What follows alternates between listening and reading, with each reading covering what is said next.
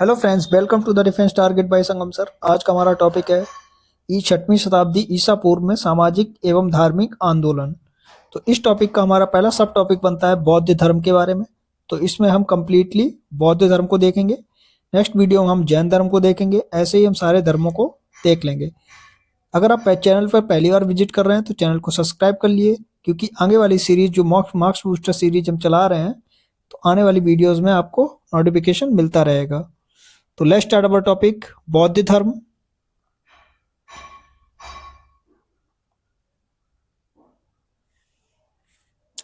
पहला पॉइंट हमारा बनता है गौतम बुद्ध के जीवन परिचय के बारे में देखते हैं। गौतम बुद्ध का जीवन परिचय। तो पहला क्वेश्चन बनता है इसमें, गौतम बुद्ध का जन्म कब हुआ था? तो आप बताएंगे 563 ईसा पूर्व में गौतम बुद्ध का जन्म हुआ था। दूसरा पॉइंट बनता है गौतम बुद्ध का जन्म कहाँ हुआ था? तो आप बताएंगे लुम्बिनी, नेपाल में जन्म हुआ था। तीसरा पॉइंट बनता है गौतम बुद्ध का बचपन का नाम क्या था? तो आप बताएंगे सिद्धार्थ बचपन का नाम था। फिर अगला क्वेश्चन बनता है गौतम बुद्ध के पिता का क्या नाम था? तो आप बताएंगे शुद्धोधन, जो कि कपिलवस्तु के शाक्यगढ़ के प्रधान थे। कपिलवस्तु के शाक्यगढ़ के प्रधान थे। फिर अगला क्वेश्चन बनता है गौतम बुद्ध की माता का क्या नाम था?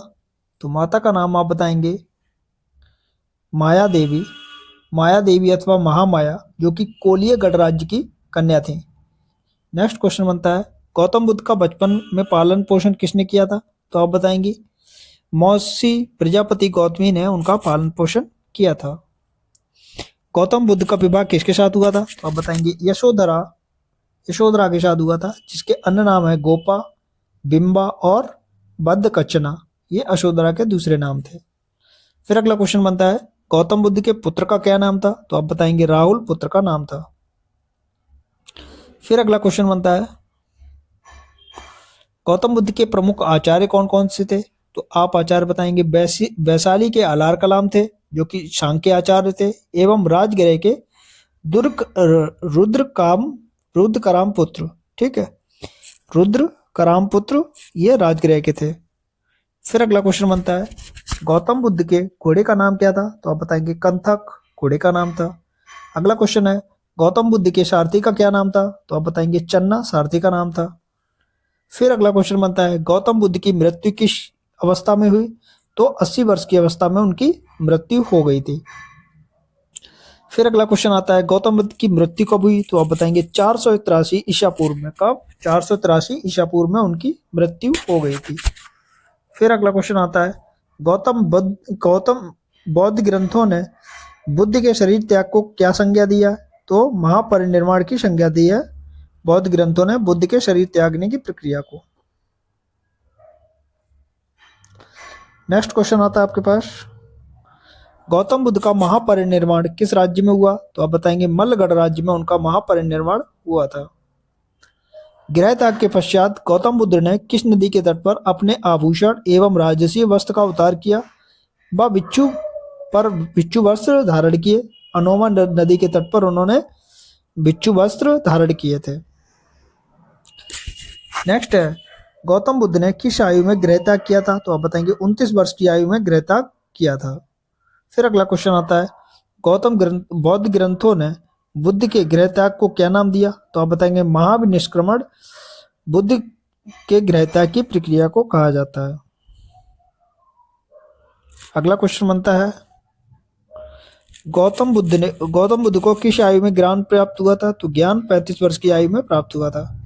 फिर अगला क्वेश्चन आता है महात्मा बुद्ध को ज्ञान की प्राप्ति कहाँ हुई थी? तो आप बताएंगे उर्वेला बोध गया में उनको ज्ञान की प्राप्ति हुई थी।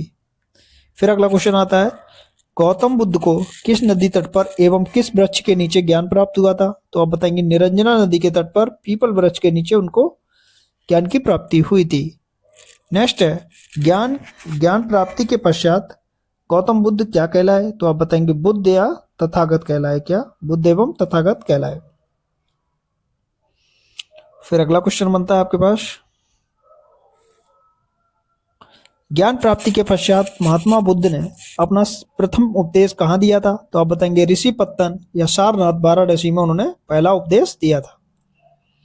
अगला क्वेश्चन है गौतम बुद्ध का प्रथम उपदेश किस नाम से जाना जाता है? तो आप बताएंगे धर्मचक्र प्रवर्तन के नाम से जाना जाता है। नेक्स्ट है गौतम बुद्ध के प्रथम उपदेश को किस अन्य नाम से जाना जाता है? तो आप बताएंगे चार आर्य सत्य के नाम से भी जाना जाता है। नेक्स्ट है, गौतम बुद्ध ने अपना प्रथम उपदेश किसे दिया था? तो आप बताएंगे 5 ब्राह्मण सन्यासियों को उन्होंने उपदेश दिया था। तो हम देखते हैं बुद्ध के जीवन से संबंधित प्रतीक कौन कौन से हैं। इधर घटना दी हुई है, इधर प्रतीक दी हुई है। तो गर्भधान या माता के स्वप्न का घटना हाथी से दिखाया गया है। जन्म की घटना को कमल और सांड से, गृह त्याग या महाविनिष्क्रमण की घटना को घोड़े से दिखाया गया है। ज्ञान या संबोधि की घटना को पीपल वृक्ष या बोधि वृक्ष से दिखाया गया है। निर्माण की घटना को पद चिन्ह से दिखाया गया है। मृत्यु या महापरिनिर्वाण की घटना को स्तूप से दिखाया गया है। वहीं प्रथम उपदेश या धर्म चक्र प्रवर्तन को धर्म चक्र या मृग सहित चक्र से दिखाया गया है। फिर अगला क्वेश्चन आता है, यहाँ पर अगला पॉइंट है, 5 ब्राह्मण जिन्हें प्रथम उपदेश दिया था उन्हें दाना चुंगते हंस के रूप में दिखाया गया है। फिर मार विजय को भूमि स्पर्श मुद्रा में दिखाया गया है।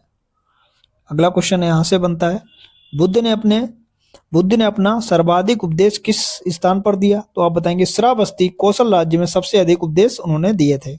कई बार क्वेश्चन पूछा गया एग्जाम में। तो गौतम बुद्ध अपने जीवन की अंतिम वर्षा ऋतु कहाँ बिताई थी? तो उन्होंने वैशाली में अपनी जीवन की अंतिम वर्षा ऋतु बिताई थी।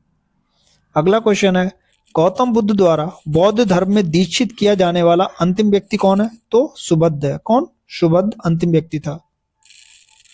फिर अगला क्वेश्चन आता है, किसे शाक्य मुनि के नाम से भी जाना जाता है? तो आप बताएंगे गौतम बुद्ध को शाक्य मुनि के नाम से भी जाना जाता है। अगला है, मध्यम प्रतिपदा को किसे ग्रहण किया जाता है? तो बुद्ध ने किया था। मध्यम प्रतिपदा को किसने ग्रहण किया था? बुद्ध ने ग्रहण किया था। ये मार्क्स बूस्टर सीरीज में चला रहा हूँ, बौद्ध धर्म का ये भी क्वेश्चन इससे बाहर नहीं आएगा, इसलिए इस वीडियो को बड़ा ध्यान से देखिए आप लोग। अगला पॉइंट यहाँ से बनता है हमारे पास बौद्ध धर्म की शिक्षाओं के बारे में। तो अभी इसमें देखते हैं हम, बौद्ध की शिक्षाएं किस ग्रंथ में मिलती हैं? तो आप बताएंगी त्रिपिटकों में बुद्ध की शिक्षाएं मिलती हैं। नेक्स्ट है, त्रिपिटकों में किसका संकलन किया गया है? तो आप बताएंगे बुद्ध के उपदेशों का संकलन किया गया है। नेक्स्ट है, अष्टांगिक मार्ग को किस एक अन्य नाम से जाना जाता था? तो आप बताएंगे मध्यम प्रतिपदा अथवा मध्यम मार्ग के नाम से जाना जाता था। फिर आता है अगला क्वेश्चन, बौद्ध दर्शन में कल्याण मित्र क्या है? तो आप बताएंगे अष्टांगिक मार्ग को कल्याण मित्र कहा गया है। अगला क्वेश्चन है, बौद्ध धर्म के 4 आर्य सत्यों में से कौन सा एक प्रतीत सुमाद है का सिद्धांत व्याख्या करता है? तो आप बताएंगे द्वितीय। ठीक है। नेक्स्ट है, प्रतीत समुत्पाद का सिद्धांत संबंधित है किससे? बौद्ध धर्म से। फिर अगला क्वेश्चन बनता है आपके पास, बौद्ध धर्म के अनुसार कारक कारण एवं कार्य के सिद्धांत का किस नाम से जाना जाता है? तो आप बताएंगे प्रतीत समुत्पाद के नाम से जाना जाता है। नेक्स्ट है, अनात्मवाद का सिद्धांत किस धर्म से संबंधित है? तो आप बताएंगे बौद्ध धर्म से अनात्मवाद का सिद्धांत संबंधित है। फिर आता है नेक्स्ट हमारे पास क्वेश्चन,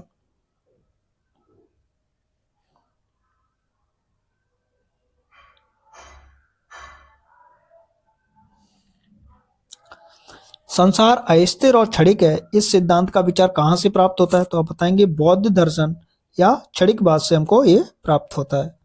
नेक्स्ट है, यमक संबंधी विचार किस पिटक से मिलते हैं? तो आप बताएंगे अभिधम पिटक से मिलते हैं। कहां से? अभिधम पिटक से मिलते हैं। नेक्स्ट है, बुद्ध के उपदेशों से संबंधित महत्वपूर्ण तथ्यों को देखते हैं। पहला आता है कर्म सिद्धांत। तो महात्मा बुद्ध ने अपने उपदेशों में कर्म सिद्धांत पर बहुत बल दिया। वर्तमान का निर्णय भूतकाल से प्रभावित होता है, ये बताया गया है। नेक्स्ट है, पुनर्जन्म पर। महात्मा बुद्ध ने अपने प्रत्येक व्यक्ति को अपने भाग्य का निर्माता माना है।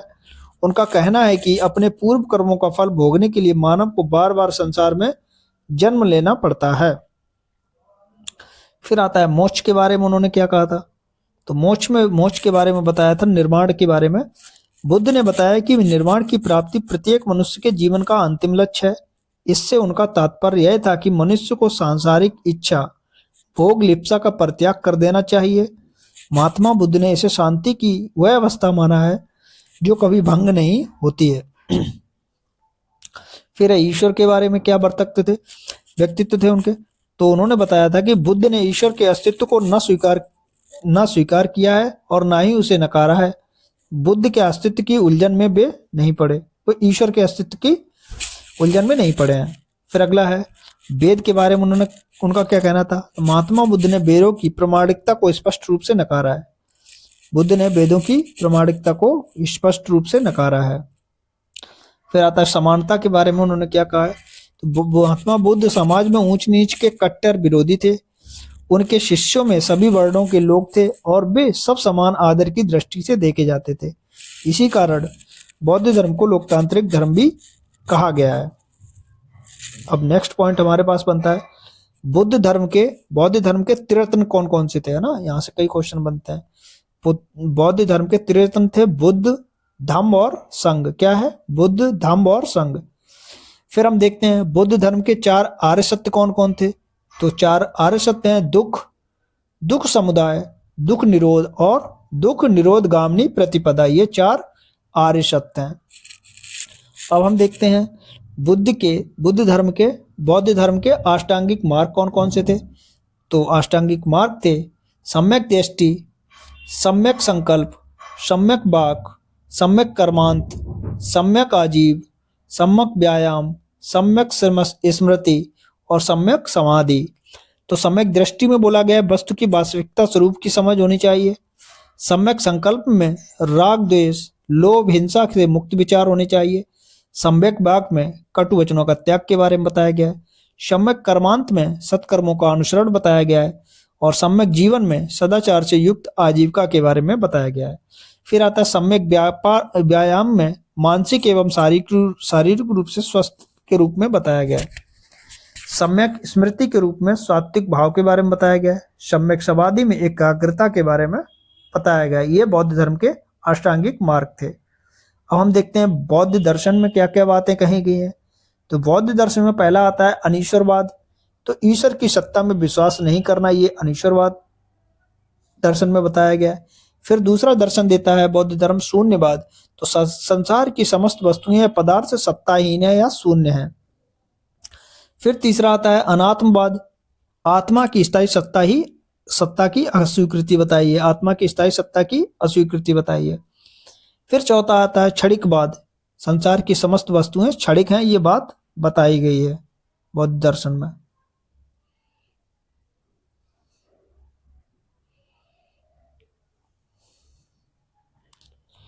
अब हम देखते हैं बोधिसत्व के प्रतीक के बारे में देखते हैं। इधर लक्षण है, इधर बोधिसत्व है। तो कलशधारी एक मैत्रेय बोधिसत्व है। वज्रपाणी का है। नेक्स्ट है पद्मधारी अवलोकितेश्वर, मतलब अवलोकितेश्वर बोधिसत्व के बारे में बताता है। खड़गधारी मंजूश्री के बारे में बोधिसत्व है ना। तो बोधिसत्व भी हमने देख लिए। अब यहाँ से टॉपिक हमारा स्टार्ट होता है बौद्ध धर्म के संप्रदाय, है ना। तो पहला पॉइंट बनता है बौद्ध संघ स्थिरवादी एवं महासांदिक जैसे 2 भागों में किस समय विभाजित हुआ। तो द्वितीय धर्मसभा में विभाजित हो गए थे। द्वितीय धर्मसभा में विभाजित हुए। दूसरा पॉइंट है महासांदिक संप्रदाय का उदय कहाँ हुआ। तो आप बताएंगे वैशाली में हुआ था महासांदिक संप्रदाय का।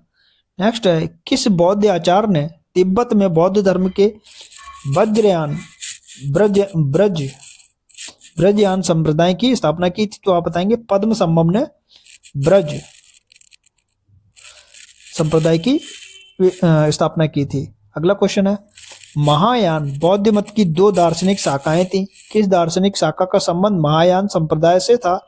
तो बताएंगे आप माध्यमिक और योगाचर संस्था का संबंध महायान संप्रदाय से था। नेक्स्ट है बौद्ध धर्म के अंतर्गत माध्यमिक दर्शन के प्रतिपादक कौन थे। तो आप बताएंगे नागार्जुन माध्यमिक दर्शन के प्रतिपादक थे।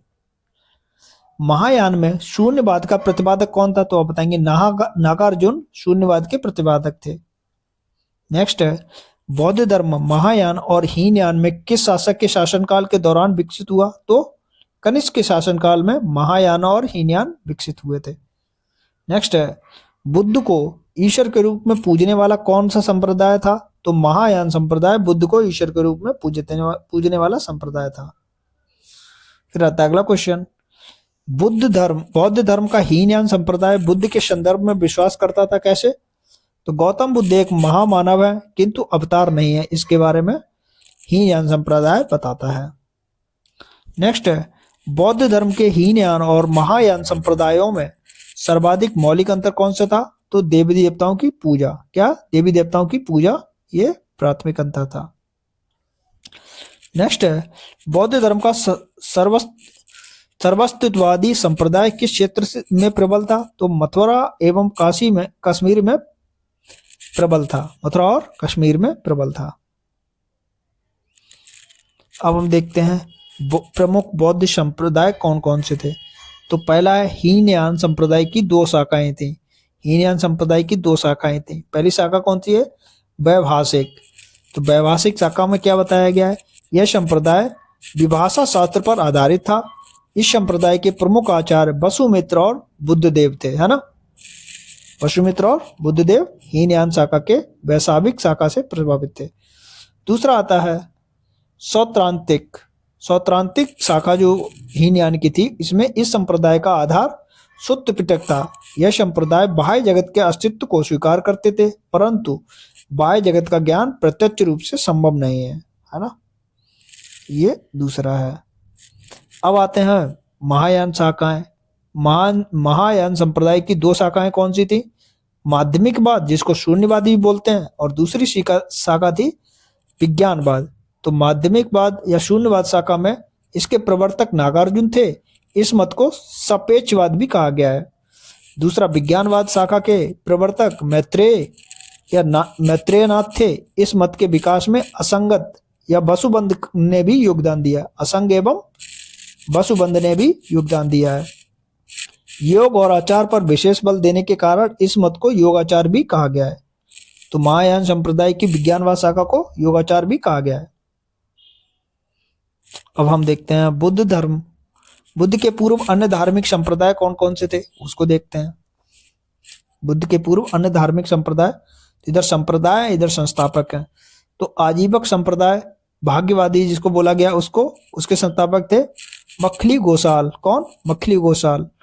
फिर घोर अक्रियावादी संप्रदाय के पूरन कश्यप थे। उच्छेदवादी या भौतिकवादी के संस्थापक अजीत केश कम्बलिन थे। कौन? अजीत केश कम्बलिन। नित्यवादी संप्रदाय के पकुंद कच्छायन। कौन? पकुंद कच्छायन थे। फिर आता है संदेहवादी या अगेयवादी अनिश्चयवादी के संप्रदाय के संस्थापक थे संजय बेलट्ठपुत्र। कौन? संजय बेलट्ठपुत्र। कौन? बेलट्ठपुत्र। अब हम देखते हैं मंदिर, मूर्ति, गुफा एवं स्तूपों के बारे में, बुद्ध धर्म से रिलेटेड सारी चीजों के। तो पहला पॉइंट इसमें बनता है, भारत में सर्वप्रथम मानव की प्रतिमा के रूप में पूजा गया वह प्रतिमा किसकी थी? तो बुद्ध की थी। किसकी? बुद्ध की प्रतिमा पूजी गई। फिर अगला है, भारत में सर्वप्रथम किस धर्म ने मूर्ति पूजा की नींव रखी? तो आप बताएंगे बौद्ध धर्म ने मूर्ति पूजा की नींव रखी थी। अगला है, बुद्ध की खड़ी प्रतिमा किस साल में बनाई गई? तो कुषाण काल में बुद्ध की खड़ी प्रतिमा बनाई गई थी, है ना। फिर अगला क्वेश्चन आता है, भगवान बुद्ध की प्रतिमा कभी कभी एक हस्त मुद्रा युक्त दिखाई गई है, जिसमें भूमि स्पर्श मुद्रा कहा जाता है। यह किसका प्रतीक माना गया है? तो मार के प्रलोभनों के बावजूद अपनी शुचिता और शुद्धता का साक्षी होने के लिए बुद्ध की धरती का आह्वान किया गया है। भूमि स्पर्श मुद्रा सारनाथ बुद्ध की मूर्ति किस काल से संबंधित है? तो आप बताएंगे गुप्त काल से संबंधित है। भूमि स्पर्श मुद्रा सारनाथ बुद्ध की मूर्ति गुप्त काल से संबंधित है। अगला पॉइंट आता है, आंध्र प्रदेश अवस्थित नागार्जुन कोंडा स्तूप किस लिए विख्यात है? तो आप बताएंगे बौद्ध मठ के लिए विख्यात है नागार्जुन कोंडा स्तूप। नेक है, प्रख्यात अजंता गुफाएं कहाँ अवस्थित हैं? तो आप बताएंगे पश्चिमी घाट में अवस्थित हैं। फिर आता है, तिब्बत में बौद्ध धर्म के प्रचार प्रसार का श्रेय किस विश्वविद्यालय को दिया जाता है? तो आप बताएंगे विक्रमशिला विश्वविद्यालय, नालंदा विश्वविद्यालय और जगदल विश्वविद्यालय। क्या? जगदल विश्वविद्यालय। इन तीनों को तिब्बत में बौद्ध धर्म के प्रचार प्रसार के लिए श्रेय दिया गया है। अगला है, कौल्स कुछ शैलकृत बुद्ध गुफाओं को चैत्य कहते थे। जबकि अन्य को विहार। दोनों में क्या अंतर था? तो चैत्य पूजा का स्थल होता था, जबकि विहार बुद्ध भिक्षुओं के निवास स्थान के रूप में जाना जाता था। तो चैत्य पूजा का स्थल और बौद्ध विहार, जबकि विहार बुद्ध भिक्षुओं के रहने का स्थान होता था। कई बार क्वेश्चन पूछा गया ये वाला। नासिक बकारले की गुफाएं किस साम्राज्य के अंतर्गत स्थित थी? तो आप बताएंगे सातवाहन वंश के, सातवाहनों के समय नासिक और कारले की गुफाएं संबंधित थी। नेक्स्ट है, गौतम बुद्ध की प्राचीन मूर्तियों किस शैली में निर्मित की गई? तो आप बताएंगे मथुरा और एवं कांधार शैली में निर्मित की गई थी। किसमें? मथुरा और कांधार शैली में। नेक्स्ट है, स्तूप के संदर्भ में सत्य क्या है? तो बुद्ध ने अपने अस्थि अवशेषों पर स्तूपों के निर्माण का आदेश दिया था। बुद्ध ने अपने अस्थि अवशेषों पर स्तूपों का निर्माण का आदेश दिया था। नेक्स्ट है, स्तूपों के निर्माण की प्रथा प्राक बौद्ध काल में थी। किसमें? प्राक बौद्ध काल में थी। नेक्स्ट है, जैन धर्मावलंबियों ने भी प्रारंभिक काल में स्मारक के रूप में इसका निर्माण किया था। 3 पॉइंट्स हमने देख लिए। फिर आता है अगला पॉइंट आपके पास, दक्षिणी भारत में स्थित स्तूप अवशेष में किस स्तूप में दशरथ जातक का शिल्पांकन प्राप्त हुआ है? तो आप बताएंगे नागार्जुन कोंडा स्तूप में हमें दर्शन जातक का शिल्पांकन प्राप्त हुआ है। अगला क्वेश्चन बनता है आपके, किस स्थान से कपिल वस्तु महाविहारे अंकित शील प्राप्त हुई? तो आप बताएंगे पिपर हवा से हमको कपिल वस्तु महाविहारे अंकित शील प्राप्त हुई है।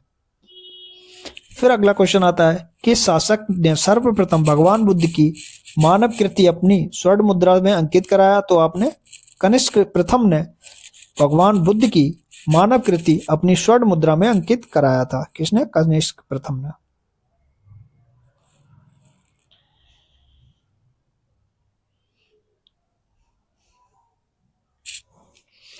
नेक्स्ट देखते हैं, महापरिनिर्वाण मंदिर कहाँ अवस्थित है? आप बताएंगे कुशीनगर में अवस्थित है। दूसरा है, बोध गया में महाबोधि मंदिर क्यों बनवाया गया? तो आप बताएंगे क्योंकि महात्मा बुद्ध ने यहाँ ज्ञान की प्राप्ति की थी। नेक्स्ट है, बुद्ध की प्राचीनतम प्रतिमा किस शैली में प्राप्त हुई? तो आप बताएंगे गांधार शैली में। नेक्स्ट है, किस वास्तुकला में मुख्य रूप से चैत्य विहार और स्तूप स्तंभ होते थे? तो आप बताएंगे बौद्ध वास्तुकला में चैत्य विहार स्तूप और स्तंभ होते थे। नेक्स्ट है, वह कौन सा बौद्ध तीर्थ स्थान है जहां दांत का मंदिर पाया गया है? तो श्रीलंका में दांत का मंदिर पाया गया है। नेक्स्ट है, गौतम बुद्ध के शारीरिक अवशेषों पर शाक्यों ने स्तूप बनवाया था, जिसका पुरातात्विक साक्ष्य प्राप्त होता है पेपर हवा से। कहाँ? पेपर हवा से। नेक्स्ट है, बोधिसत्व पद्म पाणी का चित्र सर्वाधिक प्रसिद्ध और प्राय चित्रित चित्रकारी किस गुफा से प्राप्त हुई? तो आप बताएंगे अजंता गुफा से प्राप्त हुई है। नेक्स्ट है, हीनयान अवस्था का विशालतम एवं सर्वाधिक विकसित शैलकृत चैत्य गृह कहाँ स्थित है? तो आप बताएंगे कारले में स्थित है। नेक्स्ट है, किस शैलकृत गुफा में 11 सिरों के बोधिसत्व का अंकन प्राप्त हुआ है? तो आप बताएंगे कनेरी गुफा से 11 सिरों का बोधिसत्व का अंकन प्राप्त हुआ है।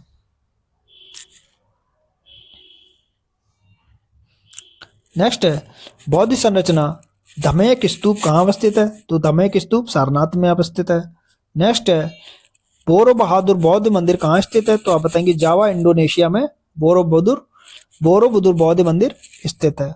नेक्स्ट है, जहां भगवान बुद्ध ने अपना पहला उपदेश दिया था उस स्मारक का नाम बताइए, और जिसे seat of the Holi Buddha के नाम से जाना जाता है। तो आप बताएंगे धमेक स्तूप सारनाथ को सीट ऑफ होली बुद्धा के नाम से भी जाना जाता है। नेक्स्ट है, शुंग कला में बुद्ध को किससे चिन्हांकित किया गया है? तो चिन्हांकित किया गया है छत्र से, चरण चिन्ह से, धर्म चक्र से और बोधि वृक्ष से चिन्हित किया गया है।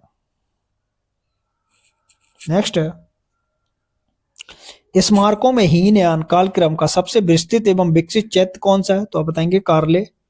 फिर अगला है, बौद्ध स्थल वैशाली और नालंदा किस राज्य में स्थित है? तो आप बताएंगे बिहार। नेक्स्ट है, स्तूप शब्द गौतम बुद्ध के जीवन की किस घटना से संबंधित है? तो आप बताएंगे मृत्यु से संबंधित है। नेक्स्ट है, किस स्मारक से गौतम बुद्ध ने दुनिया के लिए बौद्ध धर्म के अपने दिव्य ज्ञान का प्रचार किया? तो महाबोधि मंदिर का स्तूप, महाबोधि मंदिर समूह। नेक्स्ट है करदांग मठ किस राज्य में स्थित है? तो आप बताएंगे हिमाचल प्रदेश में करदांग मठ स्थित है। कौन से बौद्ध स्तूप उत्तर प्रदेश में पाए जाते हैं? तो आप बताएंगे चौखंडी, धमेक और राजभर स्तूप उत्तर प्रदेश में पाए जाते हैं। कौन से? चौखंडी, धमेक और रामभर। नेक्स्ट है कौन सी जगह हेमिस मठ से सबसे निकट है? तो लेह हेमिस मठ से निकट है। नेक्स्ट क्वेश्चन है शंखलिपि के लेख किस स्तूप से के अवशेष से प्राप्त हुए हैं? तो भरूच अभिलेख से हमको शंखलिपि के लेख प्राप्त हुए हैं। नेक्स्ट है कोशिताराम विहार कहाँ स्थित है? तो आप बताएं कौशाम्बी में हमें कोशिताराम विहार की अवस्थिति मिलती है। नेक्स्ट है पीपर हवा जिसका समीकरण कपिल वस्तु से किया जा रहा है उत्तर प्रदेश के किस जनपद में स्थित है? तो आप बताएंगे सिद्धार्थनगर में पीपर हवा का लोकेशन है, जगह है। नेक्स्ट है भारत का सबसे बड़ा बौद्ध स्तूप कहाँ पाया गया? तो आप बताएंगे सांची में पाया गया है। वह कौन सा स्तूप है जिसका संबंध भगवान बुद्ध के जीवन की घटना से संबंधित नहीं रहा है? तो सांची का स्तूप। नेक्स्ट है किस एक स्तूप की खुदाई से सरिपुत्र के अस्थि अवशेष मिले हैं? तो आप सांची स्तूप से बताएंगे आप। नेक्स्ट है बौद्ध स्तूपों का कालक्रम इस प्रकार है, पहले सांची का, फिर अमरावती, फिर नागार्जुन कोंडा, फिर नालंदा, है ना, ये याद रखना।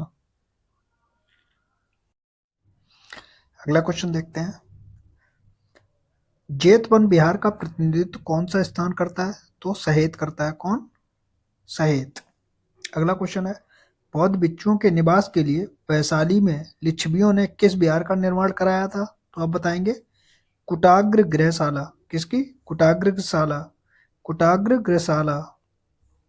नेक्स्ट है नव नालंदा महाविहार किसके लिए जाना जाता है? तो आप बताएंगे पाली अनुसंधान संस्थान के लिए। किसके लिए? पाली अनुसंधान संस्थान के लिए। हम देखते हैं स्तूप के बारे में। स्तूप का मतलब क्या होता है?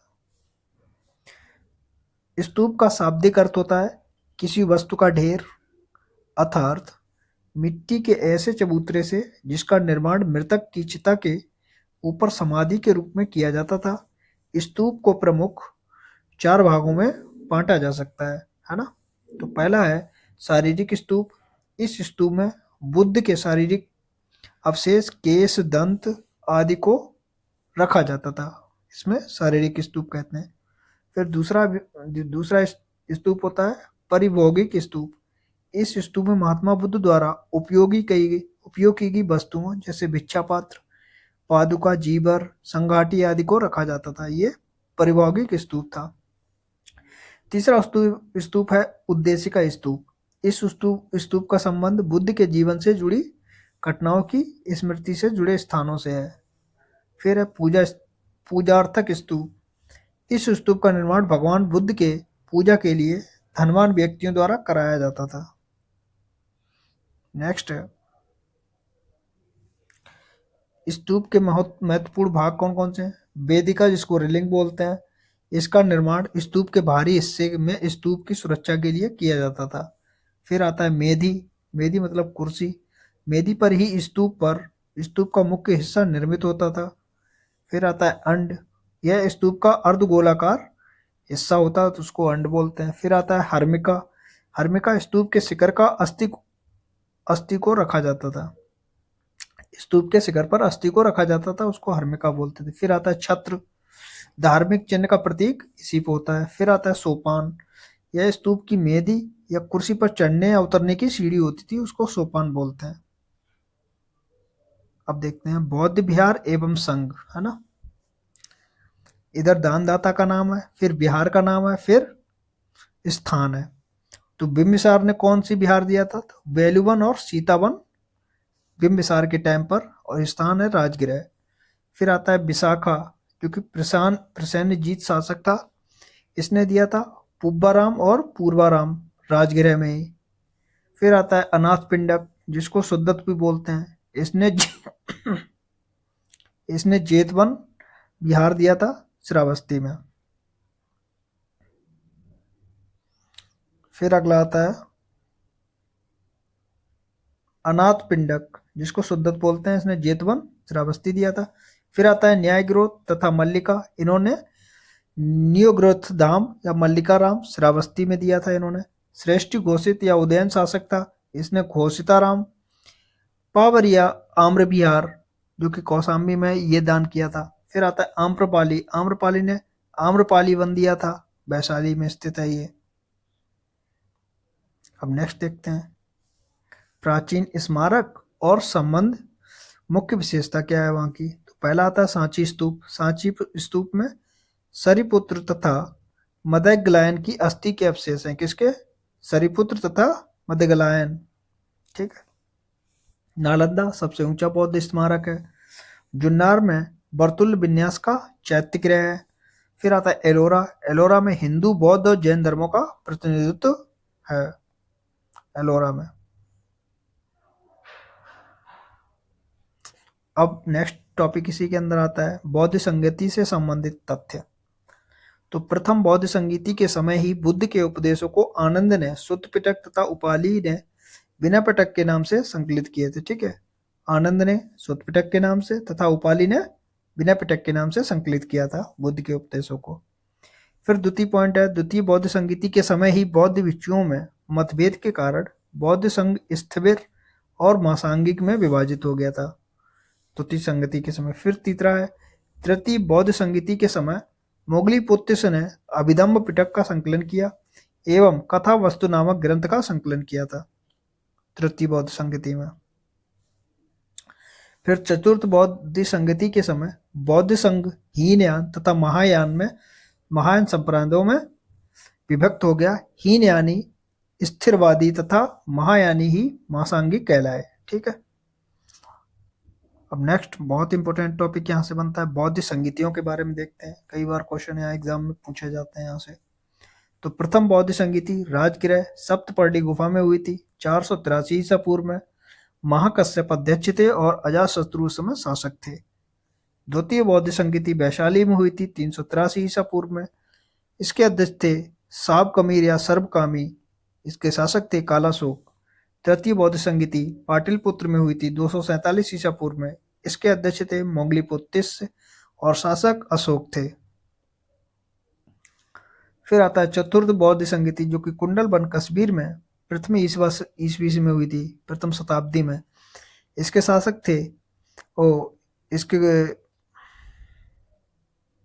अध्यक्ष थे वसुमित्र तथा एवं घोष उपाध्यक्ष थे। कनिष्क इसके शासक थे। फिर देखते हैं बौद्ध साहित्यों के बारे में, कई बार क्वेश्चन बौद्ध साहित्यों से पूछे गए।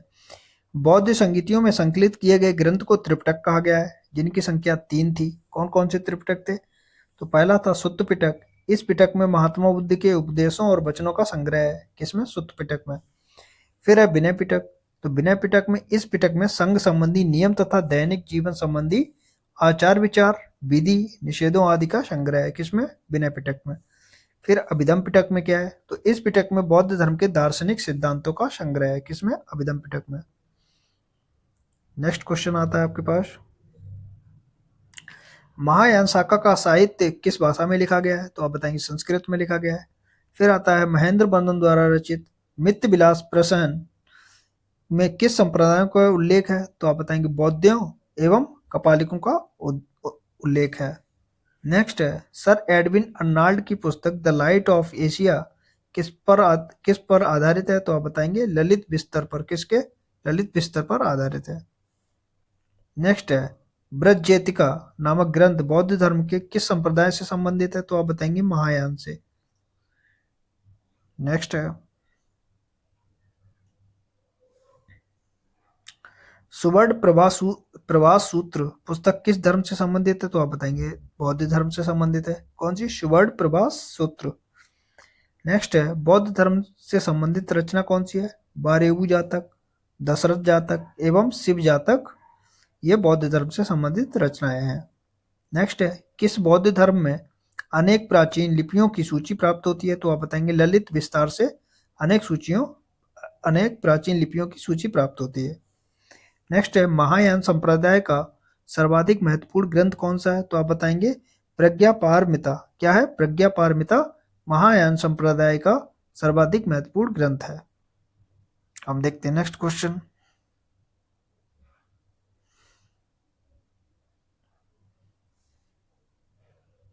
प्राचीन बौद्ध साहित्य सुत्त पिटक के कितने निकाय हैं? तो आप बताएंगे 5 निकाय हैं सुत्त पिटक में। कौन से?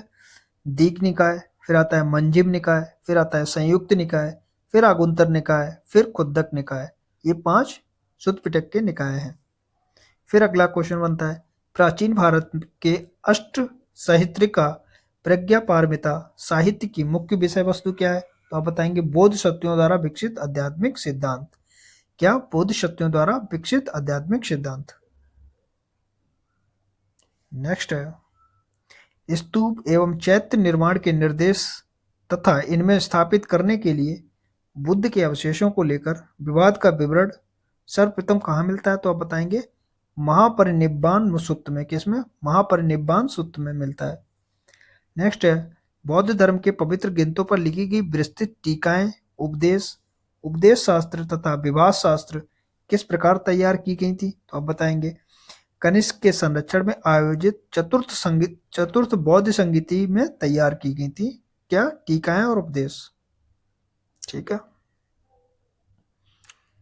फिर आता है अगला क्वेश्चन, विशुद्ध मग्ग ग्रंथ की रचना किसने की थी? तो आप बताएंगे बुद्ध घोष ने की थी। किसने? बुद्ध घोष ने की थी।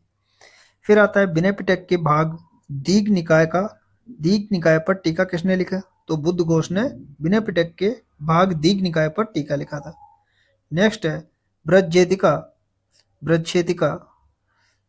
बौद्ध ग्रंथ की रचना किसने लिखी? तो आप बताएंगे असंग ने लिखी। किसने? असंग ने लिखी। फिर अगला क्वेश्चन बनता है, दिव्यावदान ग्रंथ किस धर्म को जानने का साधन है? तो बौद्ध धर्म को जानने का साधन है। अब त्रिपिटकों की अष्ट कथाएं क्या हैं? तो पहला है सुत्त पिटक की अटकथा महाअट्टक है। फिर विनय पिटक की अटकथा क्या है? कुरुंदी है। फिर अभिधम पिटक की अटकथा क्या है? महापच्चरी या सिंगली भाषा में लिखी गई है, महापच्चरी। नेक्स्ट है, बौद्ध ग्रंथ के भागों के बारे में देखते हैं। तो दीघ निकाय, खुद्दक निकाय, विनय पिटक, अभिधम पिटक, महापरिनिब्बाण सूत्र, धम्मपद, खंदक और कथावस्तु, ये बौद्ध ग्रंथ के भाग होते हैं। अब देखते हैं बुद्ध घोष की प्रमुख टीकाएं कौन कौन सी हैं। बुद्ध घोष ने जो लिखी थी, पहला है सामंत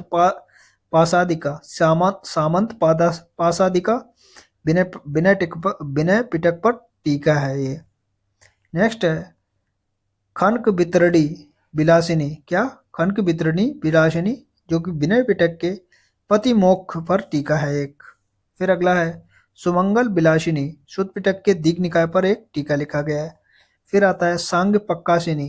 कौन? सांग पक्कासिनी, जिसको सुत्त पिटक के संयुक्त निकाय पर टीका लिखा गया है।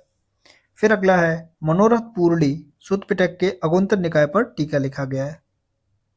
फिर अगला क्वेश्चन आता है महत्वपूर्ण बौद्ध ग्रंथ कौन कौन से हैं, उसको देखते हैं। रचनाकार इधर लिखे हुए हैं और इधर रचना लिखी गई है। तो अश्वघोष द्वारा कौन कौन से बौद्ध ग्रंथ लिखे गए हैं उसको देखते हैं। अश्वघोष ने लिखा है बुद्ध चरित, कई बार एग्जाम में पूछा गया है। फिर आप बताएंगे सौंदरानंद, फिर बताएंगे सरित पुत्र प्रकरण, ये अश्वघोष द्वारा रचित रचनाएं हैं। फिर धम्मपाल ने लिखा है परमार्थ दीपनी। क्या है? परमार्थ दीपनी धम्मपाल द्वारा लिखी गई कृति है। फिर अगला क्वेश्चन बनता है वसुबंधु ने लिखा है अभिधम्म कोश, विज्ञप्ति, मातृका सिद्ध और विस्मिका एवं त्रमिस्का, ये वसुबंधु ने लिखी हैं। फिर आता है परमार्थ सप्तति और प्रकरण पद। फिर आता है वज्र छेदिका और विभाषा शास्त्र, ये वसुबंधु ने लिखी हैं।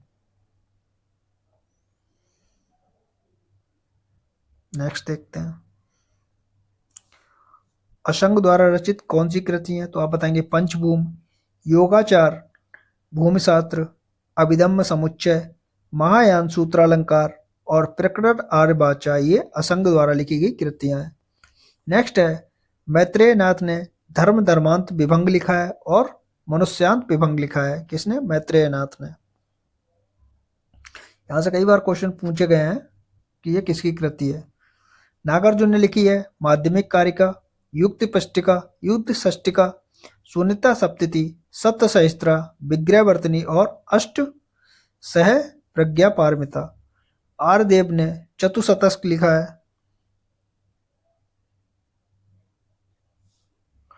शांतिदेव ने शिक्षा समुच्चय, सूत्र समुच्चय और बोधिचर्यावतार। सांचय रचित ने तत्व संग्रह और माध्यामिलंकार कारिका लिखा है। चंद्र कीर्ति ने लिखा है माध्यमिक अवतार और प्रसन्न मुद्रा लिखी है।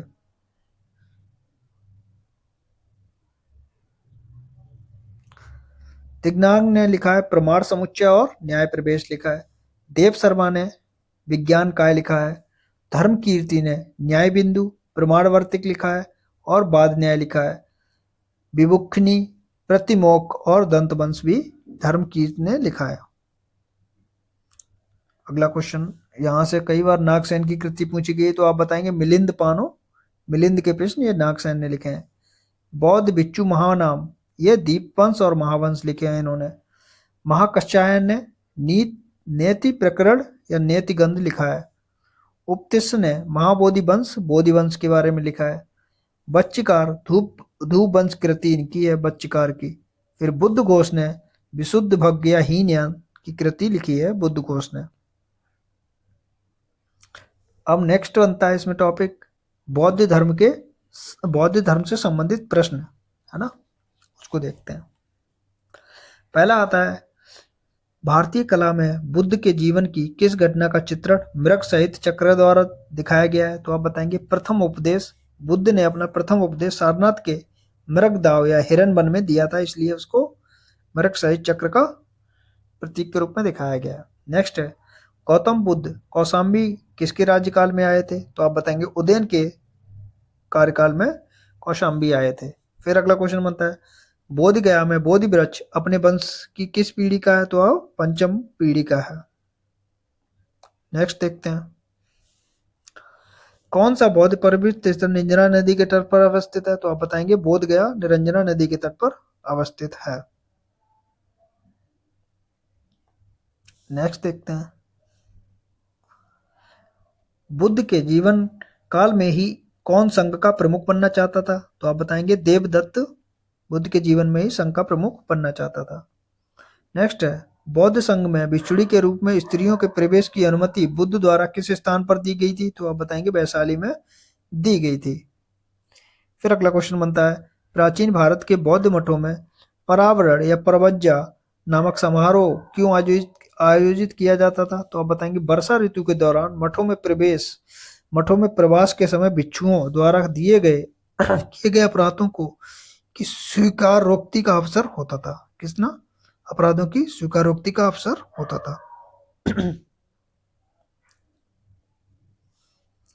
नेक्स्ट है, महायान बौद्ध धर्म में बोधिसत्व अवलोकितेश्वर को और किस अन्य नाम से जानते थे? तो आप बताएंगे पद्मपाणि के नाम से जानते थे। अगला है, भारतीय इतिहास के संदर्भ में कौन भावी बुद्ध हैं जो संसार की रक्षा हेतु अवतरित होंगे? तो मैत्रेय को भावी बुद्ध के नाम से जानते हैं। ये अगला अवतार मैत्रेय है, कई बार एग्जाम में पूछा गया है। प्रथम शताब्दी ईसा पूर्व ईस्वी में किस बौद्ध भिक्षुक को चीन भेजा गया था? तो आप बताएंगे नागार्जुन को चीन भेजा गया था। फिर अगला क्वेश्चन आता है, आरंभिक मध्ययुगीन समय में बौद्ध धर्म का पतन किन कारणों से शुरू हुआ? तो आप बताएंगे उस समय तक बुद्ध विष्णु के अवतार में समझे जाने लगे और वैष्णव धर्म का हिस्सा बन गए, है ना। नेक्स्ट है, सुल्तानी युग में बौद्धों की कौन सी शाखा सबसे प्रभावशाली थी? तो आप बताएंगे वज्रयान सबसे प्रभावशाली थी। बौद्ध धर्म के अनुयायी प्रथम राजा कौन थे? तो आप बताएंगे अजातशत्रु थे। नेक्स्ट है, अभिधम्म पिटक को किस परिषद द्वारा संगठित किया गया था? तो आप बताएंगे पाटलिपुत्र परिषद द्वारा संगठित किया गया था। फिर अगला क्वेश्चन है, गौतम बुद्ध का वह कौन सा अनुयायी था जो उनके आवासन के समय में कुशीनगर में मौजूद था? तो आनंद बताएंगे, ठीक है, आनंद। बौद्ध काल में उपसंपदा किसे कहते हैं? तो आप बताएंगे संघ में प्रवेश। नेक्स्ट है, बुद्ध का अर्थ क्या है? तो आप बताएंगे प्रबुद्ध है।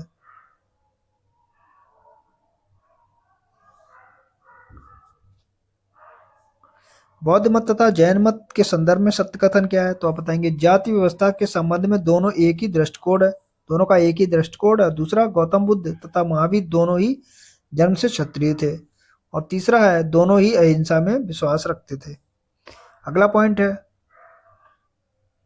बौद्ध धर्म के विस्तार का प्रथम मूर्त साक्ष्य किसे माना जाता है? तो अशोक का अभिलेख माना जाता है। नेक्स्ट है बुद्ध के समकालीन धार्मिक संप्रदायों का उल्लेख किस बौद्ध साहित्य में प्राप्त होता है? तो बताएंगे ब्रह्मजाल सूत्र में प्राप्त होता है। किसने? ब्रह्मजाल सूत्र में। नेक्स्ट है किस गणराज्य ने यह आदेश निकाला कि बुद्ध का स्वागत न करने वाले को 500 कारसर पर दंड देना पड़ेगा? तो मल्लों ने निकाला था। किसने? मल्लों ने।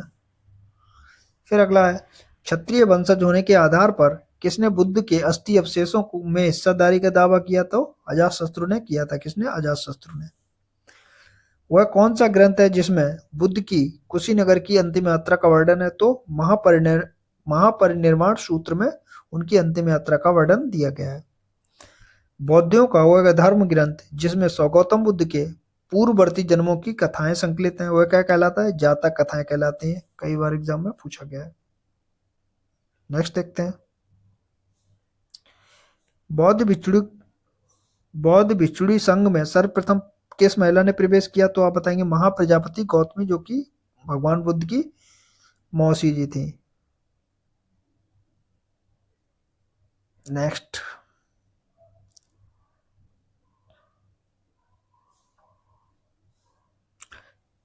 गौतम बुद्ध के समकालीन राजाओं में से कौन सा राजा गौतम बुद्ध की समान आयु का था? तो प्रसेनजीत था।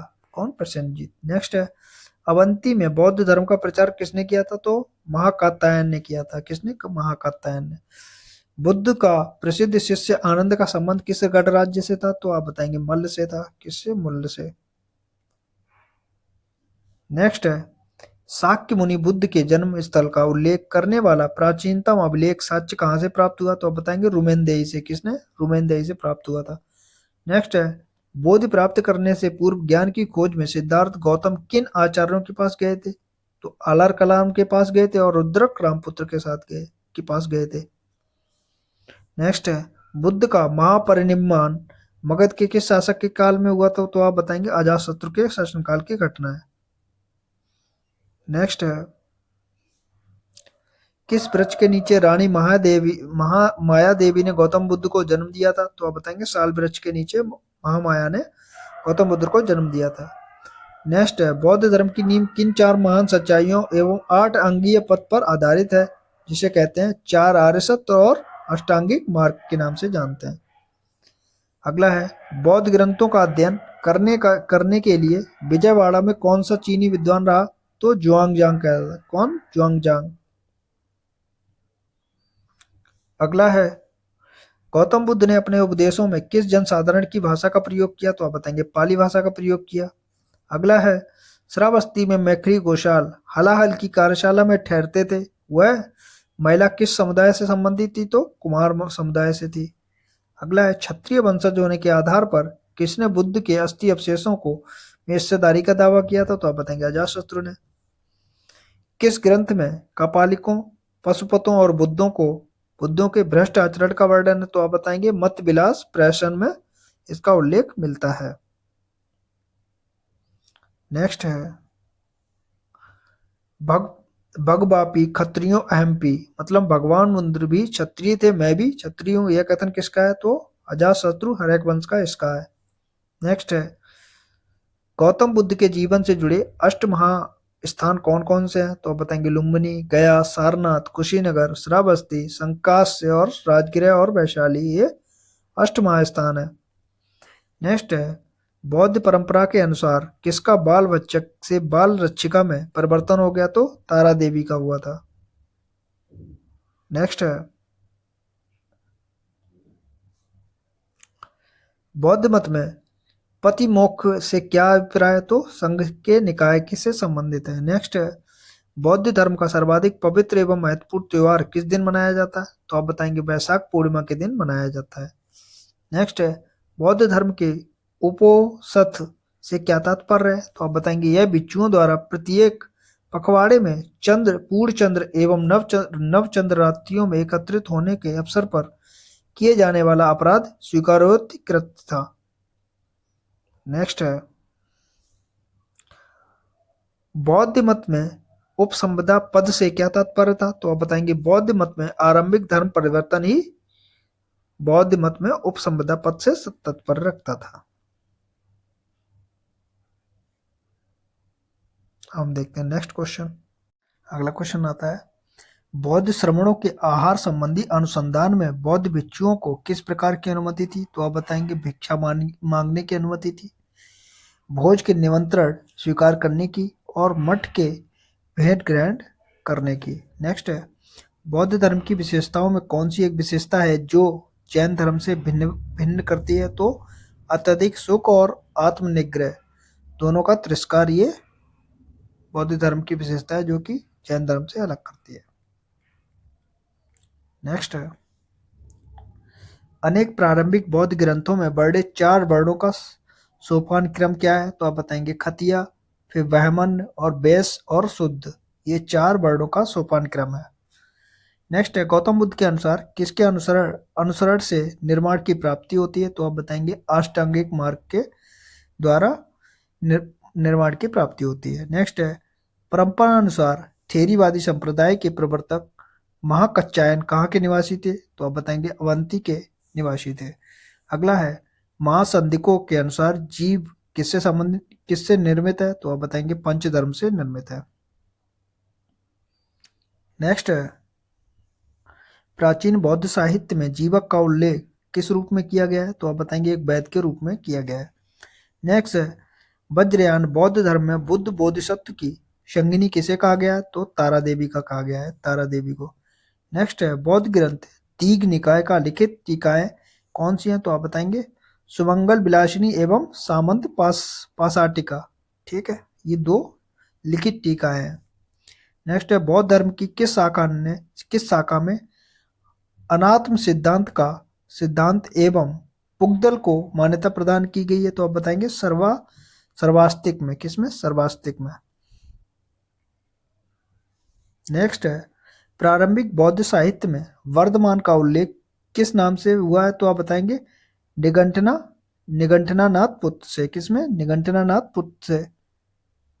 नेक्स्ट है, किस बौद्ध दार्शनिक ने बौद्ध धर्म के प्रचार के लिए 4वीं शताब्दी में नेपाल की यात्रा की थी? तो आप बताएंगे आचार्य वसुबंधु ने। किसने? आचार्य वसुबंधु ने। नेक्स्ट है, रुमेनदेही स्तंभ जिस जगह से प्राप्त हुआ है वह स्थान किसका सूचक है? तो बुद्ध के जन्म से संबंधित है। नेक्स्ट है, बौद्ध धर्म की सबसे प्रमुख विशेषता क्या थी जिसने उनके प्रचार में सहायता प्रदान की? तो लोक भाषा का प्रयोग करना। क्या? लोक भाषा का प्रयोग करना। लोक भाषा क्या थी? पाली भाषा थी। परंपरा के अनुसार कश्यप मातंग ने कहाँ बौद्ध धर्म का प्रचार किया था? तो आप बताएंगे चीन में किया था। नेक्स्ट है, दीप वंश तथा महावंश बौद्ध ग्रंथ की रचना कहाँ पर हुई? तो आप बताएंगे श्रीलंका में हुई। फिर अगला है, बुद्धकालीन गणराज्यों में सबसे शक्तिशाली गणराज्य कौन सा था? तो आप बताएंगे वैशाली के लिए लिच्छवी।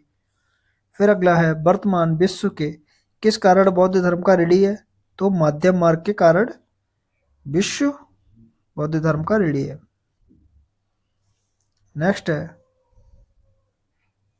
6ठी शताब्दी ईसा पूर्व बौद्ध धर्म किसके विरुद्ध प्रतिक्रिया की थी? तो ब्राह्मणवादी रीति रिवाजों के विरुद्ध प्रतिक्रिया की थी बौद्ध धर्म ने। अगला है, कौन सा एक बौद्ध संप्रदाय बौद्ध धर्म का प्रचार भारतीय सीमा के बाहर करने के लिए प्राथमिक रूप से उत्तरदायी था? तो आप बताएंगे महायान।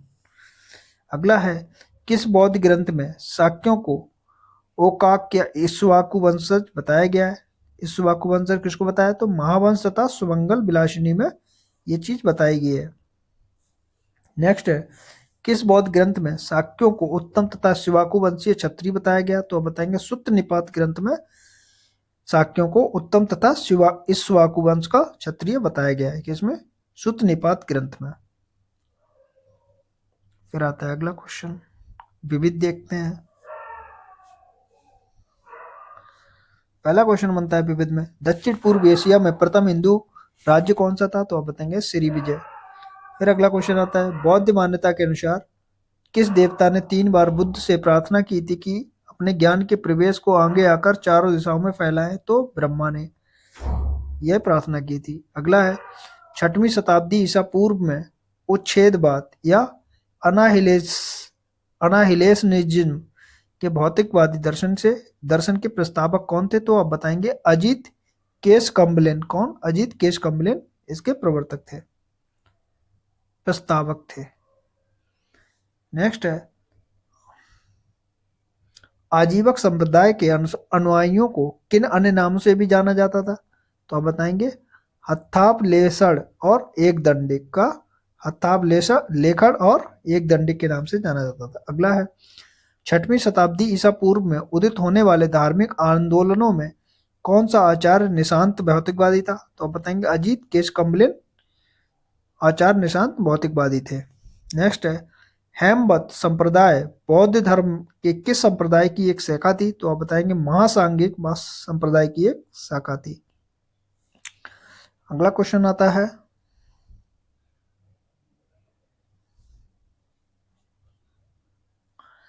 सभी संस्कार व्याय धर्मा है, अपाद प्रमद के साथ अपने मोक्ष का संप्रदान करें। इन वचनों का श्रेय किसे दिया जाता है? तो महात्मा बुद्ध को दिया जाता है।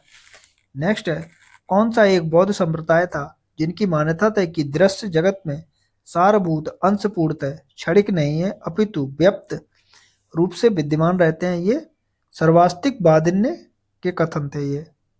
नेक्स्ट है किस संप्रदाय ने कर्मवाद के सिद्धांत का तिरस्कार किया? तो आजीवक ने किया। किसने? आजीवक ने किया था। नेक्स्ट है बौद्ध एवं जैन धर्म किस मान्यता को स्वीकार नहीं करते? तो अवतारवाद की अवधारणा को स्वीकार नहीं करते।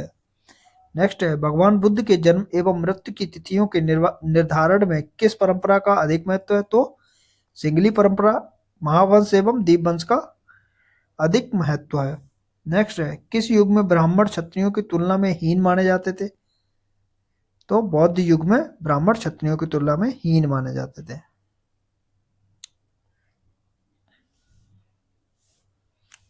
छठी शताब्दी ईसा पूर्व में बौद्ध धर्म किसके विरुद्ध एक प्रतिक्रिया थी? तो ब्राह्मणवादी रीति रिवाजों के विरुद्ध एक प्रतिक्रिया थी।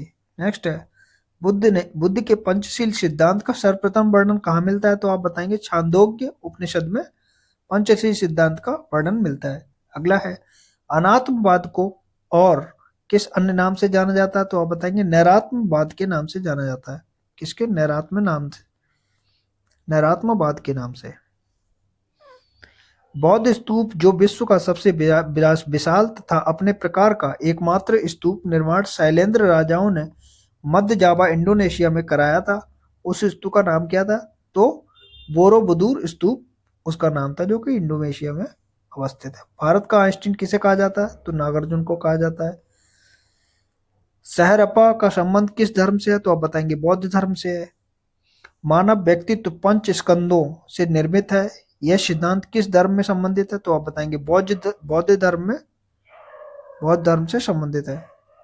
अगला है जातकों में उल्लेखित हीन सिप का संबंध किससे स्थापित किया गया? तो आप बताएंगे कसाई तथा व्याध से स्थापित किया गया है। अगला है एक अपेक्षाकृत कठोर बोधिसत्व है जो पाप एवं असत का शत्रु है और इंद्र देवता की भांति अपने हाथ में रखता है, वह क्या है? वज्रपाणी। क्या है? वज्रपाणी।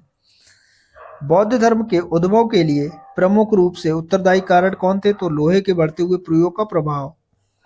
अगला है वह कौन सा एक बौद्ध संप्रदाय था जिसकी मान्यता थी कि दृश्य जगत के साथ सारभूत अंश पूर्णतः क्षणिक नहीं है अपितु अव्यक्त सदैव विद्यमान रहते हैं? ये सर्वास्तिकवादी ने ये कहा था। नेक्स्ट है बौद्ध भिक्षुणियों के लिए एक विशेष संहिता बनाई गई थी, उसे क्या कहते हैं? तो भिक्खुनी पतिमोक्ष किया गया था, भिक्खुनी पतिमोक्ष। नेक्स्ट है संघ की सभा में प्रस्ताव पाठ को क्या कहा जाता था? तो आप बताएंगे अनुशासन क्या कहा जाता था? क्या? अनुशासन। अगला है बंगाल में बौद्ध धर्म का नया संप्रदाय कालचक्रायन है, इसका उदय 9वीं 10वीं शताब्दी में हुआ। इस संप्रदाय के प्रवर्तक कौन थे? तो आप बताएंगे मंजूश्री। कौन? मंजूश्री थे। फिर अगला क्वेश्चन आता है आपके पास ज्ञान प्राप्ति के उपरांत महात्मा बुद्ध किस कन्या के हाथों भोजन ग्रहण किया था? तो सुजाता के हाथ में। नेक्स्ट है, किस व्यक्ति द्वारा अर्पित भोजन किस व्यक्ति द्वारा अर्पित भोजन सूअर का मांस को ग्रहण करने के उपरांत महात्मा बुद्ध को महापरिनिर्वाण प्राप्त हुआ? तो चुंद के नाम से, चुंद के द्वारा जो भोजन मिला था उसके बाद उन्होंने महापरिनिर्वाण को प्राप्त किया था। भारत में बौद्ध धर्म के पतन का कारण क्या था? तो मठों के भ्रष्टाचार। मठों में क्या भ्रष्टाचार बढ़ गया था, इसलिए बौद्ध धर्म खत्म हो गया। नेक्स्ट है, गौतम बुद्ध ब्राह्मण धर्म के किन मान्यताओं का खंडन किया? तो वेदों की प्रामाणिकता पर, ब्राह्मणों की श्रेष्ठता और यज्ञों के फलोत्पादकता पर। नेक्स्ट है, गौतम बुद्ध के बारे में सत्य कथन। वे कर्म में विश्वास करते थे, वे आत्मा में विश्वास न करते हुए भी पुनर्जन्म में विश्वास करते थे, वे निर्वाण प्राप्ति में भी विश्वास करते थे। बुद्ध के उपदेश किससे संबंधित है? तो आप बताएंगे आचरण की शुद्धता व पवित्रता पर संबंधित है। नेक्स्ट है, भारत के बौद्ध धार्मिक इतिहास के संदर्भ में सत्य कथन। बोधिसत्व अपने प्रबोध के मार्ग पर बढ़ता हुआ करुणामय है। और दूसरा पॉइंट है, बोधिसत्व समस्त सचेतन प्राणियों को उनके प्रबोध के मार्ग पर चलने में सहायता करने के लिए स्वयं की निर्वाण की प्राप्ति विलंबित करता है। ये 2 पॉइंट है इसके। नेक्स्ट है, बौद्ध धर्म के विषय में सत्य कथन क्या है? तो आप बताएंगे उसके वर्ण एवं जाति को अस्वीकार नहीं किया। दूसरा है, उसने ब्राह्मण वर्ग की सर्वोच्च सामाजिक कोटि को चुनौती दी। और तीसरा है, उसने कुछ एक शिल्पों को निम्न माना। अगला है, बौद्ध धर्म के प्रसार के क्या कारण थे? तो धर्म की सादगी, दूसरा दलितों के लिए विशेष अपील, और तीसरा है धर्म की मिशनरी भावना, और चौथा है स्थानीय भाषा का प्रयोग। इसके कारण बौद्ध धर्म का प्रचार हुआ था। अब देखते हैं बुद्ध धर्म के शासक और उसके अनुयायी कौन कौन से थे। इधर शासक, इधर राज्य दिखे हैं ना। बिंबिसार अजातशत्रु मगध के राजा थे, प्रसेनजीत कौशल राज्य के राजा थे, उदयन वत्स राज्य के राजा थे, माद्रिक शाक्य नरेश थे, प्रद्योत अवंती के राजा थे, और अवंती पुत्र कहाँ के राजा थे? मथुरा के राजा थे। वहीं बोधि कुमार सुमसुमारगिरी भाग के राजा थे। तो यहाँ पर हमने बौद्ध धर्म को कंप्लीट कर लिया है। अगली वीडियो में हम जैन धर्म को देखेंगे। अगर वीडियो पसंद आई हो, तो अगर आपके लिए वैल्यूएबल हो, तो इस वीडियो को लाइक करें, शेयर करें और चैनल को सब्सक्राइब करें। Thank you for watching. Please like, share and subscribe.